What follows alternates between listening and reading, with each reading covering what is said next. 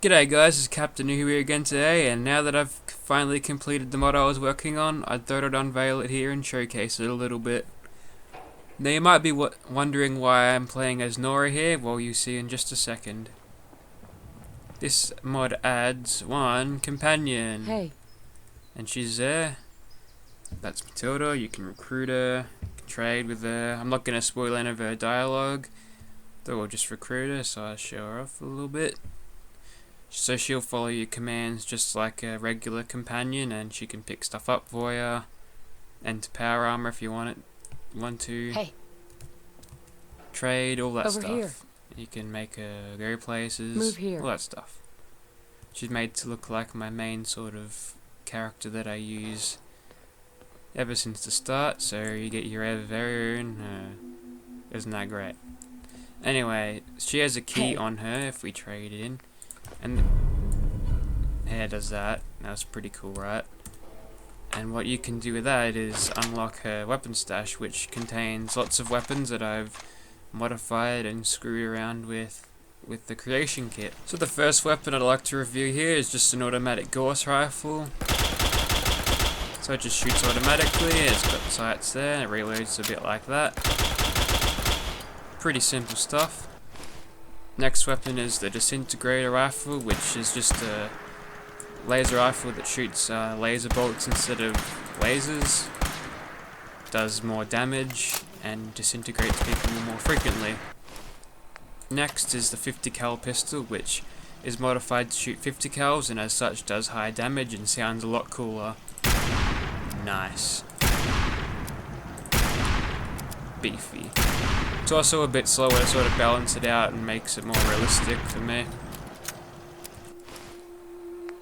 Next is the accelerated plasma pistol.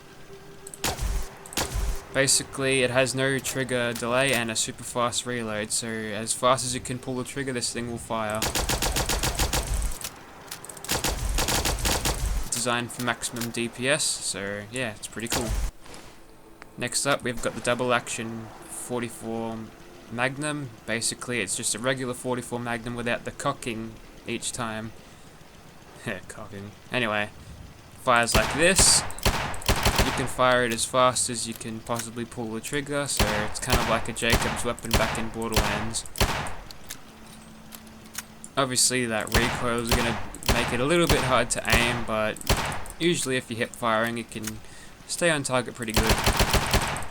A little bit of recoil control skill would be nice with it, so make sure you grab that. Next is the dual capacitor Gatling laser. Basically what I did here is change the sound a little bit, halved the ammo capacity in exchange for doubling the damage. Excellent. That's about it for that one. Next up we've got the pipe bolt action pistol. Basically I made it just a little bit faster and does a little more damage so it can be more viable as a weapon if you sort of like this weapon, which I have no reason to believe anyone would think it's popular, but it might be something you'd rarely use and sort of want to use in an enhanced form. However, it also has plus 4 mag capacity, which is pretty good. It needs it. Next up is the enhanced SMG. Basically it does more base damage at the cost of a bit of recoil, but it's easily controllable, and it should be for console players too. Whoops, that one's not mine. Next up we have the flare guns, but instead of shooting flares, they actually shoot grenades. Pretty cool stuff. One of them has a fuse of 3.5 seconds, and there's another one that has an impact fuse.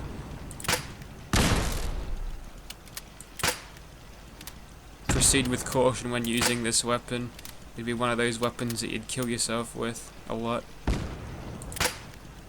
This is one of my personal favorites. Next we've got the heavy minigun, which, like the Gatling laser, change sound, double the damage, or triple the damage actually for this one, and half the ammo capacity. Let's give her a whirl.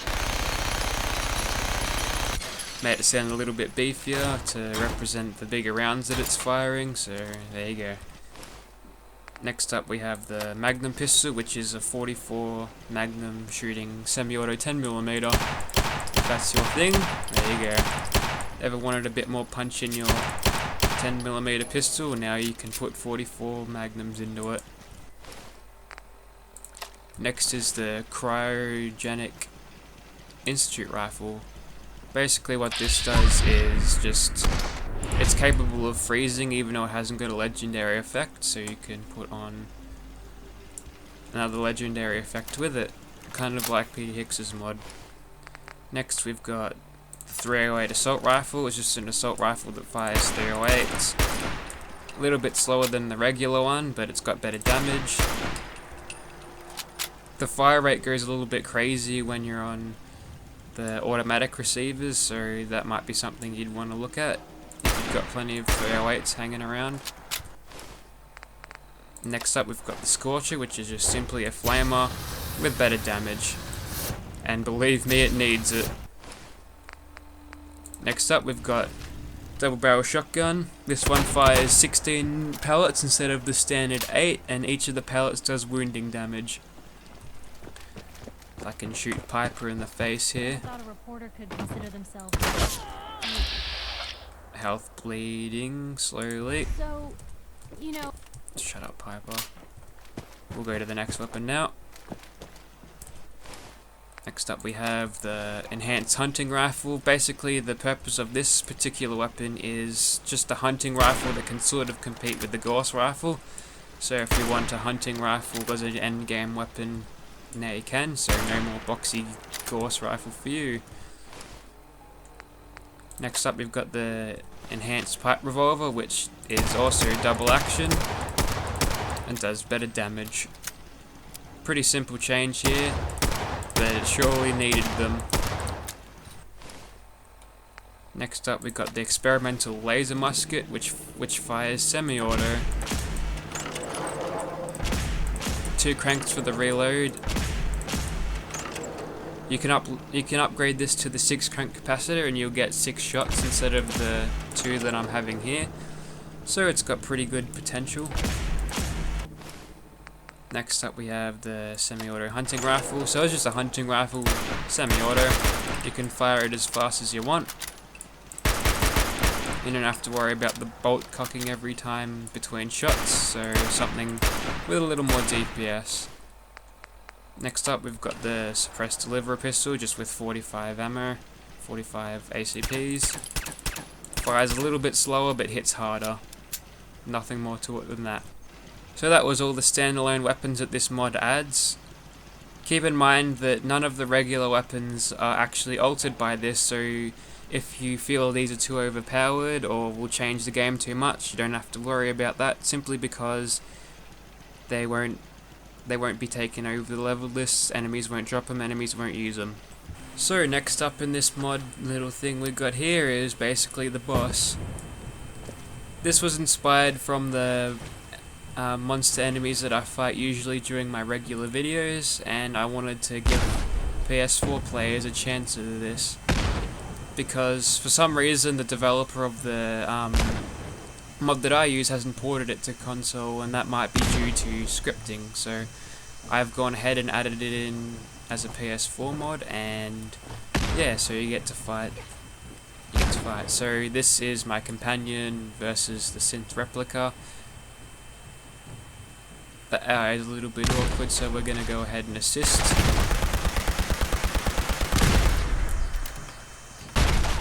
This is why I chose Nora to do this, because I think 3 of the same characters would just be too confusing.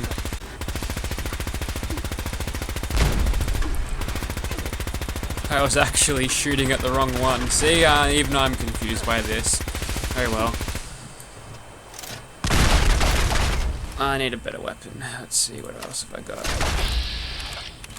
We'll go for this. Sure, doing a lot of damage.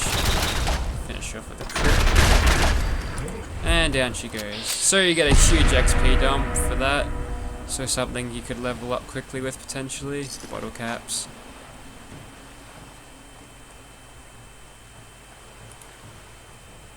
Now if you speak to her about some of her weapons, you'll find that this particular lighthouse is important.